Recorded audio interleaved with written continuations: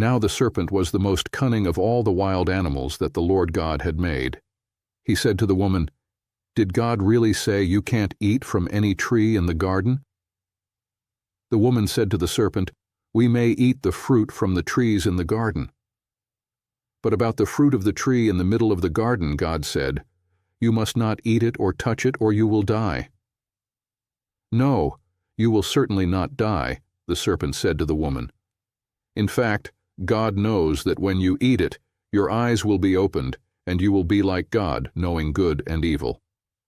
The woman saw that the tree was good for food and delightful to look at, and that it was desirable for obtaining wisdom.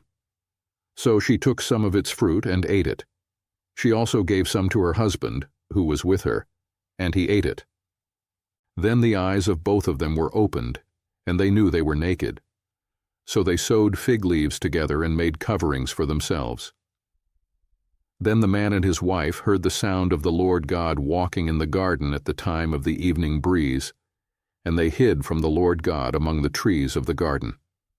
So the Lord God called out to the man and said to him, "Where are you?" And he said, "I heard you in the garden, and I was afraid because I was naked. So I hid." Then he asked, "Who told you that you were naked? Did you eat from the tree that I commanded you not to eat from?" The man replied, "The woman you gave to be with me. She gave me some fruit from the tree, and I ate." So the Lord God asked the woman, "What is this you have done?" And the woman said, "The serpent deceived me, and I ate."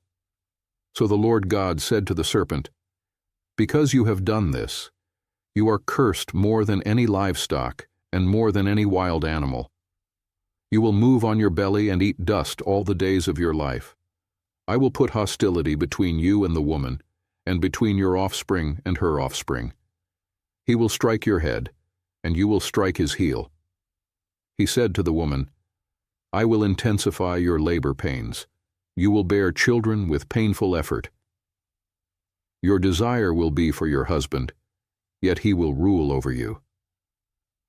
And he said to the man, "Because you listened to your wife and ate from the tree about which I commanded you, do not eat from it. The ground is cursed because of you.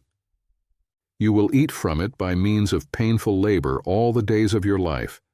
It will produce thorns and thistles for you, and you will eat the plants of the field. You will eat bread by the sweat of your brow until you return to the ground, since you were taken from it. For you are dust, and you will return to dust." The man named his wife Eve because she was the mother of all the living. The Lord God made clothing from skins for the man and his wife, and he clothed them. The Lord God said, "Since the man has become like one of us, knowing good and evil, he must not reach out. Take from the tree of life, eat, and live forever." So the Lord God sent him away from the Garden of Eden to work the ground from which he was taken. He drove the man out and stationed the cherubim and the flaming, whirling sword east of the Garden of Eden to guard the way to the tree of life.